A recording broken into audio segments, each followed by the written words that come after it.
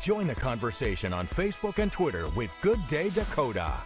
6:45, welcome back. Well, we have some of the coldest temperatures in the country on a regular basis. Yeah, we do. New this morning, meteorologist Amber Wheeler is here to break down the atmospheric science on why that is in this week's Weatherwise. Amber?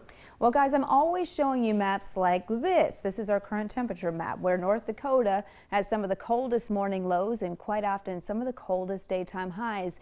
And you may already guess that some of this is due to our higher latitude.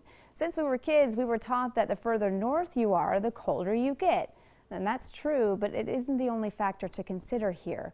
As they say in real estate, it's all about location. And in this case, it's all about how far away we are from the ocean. Land heats and cools fast. Our air here is also drier. This all allows us to have such dramatic temperature swings, and near the oceans, the climate takes on different characteristics. Water heats and cools much slower, so your daytime heating will hang on a little longer in the evening, and the lows won't drop nearly as dramatic. This is why, for instance, Raymond, Washington, at our same latitude, has the average high today of 49 degrees. And in Bar Harbor, Maine, well, they have the average high today of 46 degrees. Our average high is 33. We're at the same latitude, but we're colder because we're centrally located and not kept as warm by that moist air along the ocean.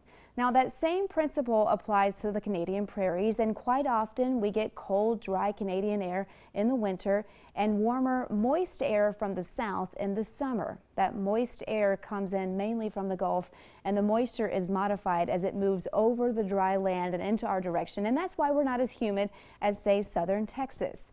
Now, here's another interesting scenario of how water regulates temperatures, and I think Alicia's going to like this one.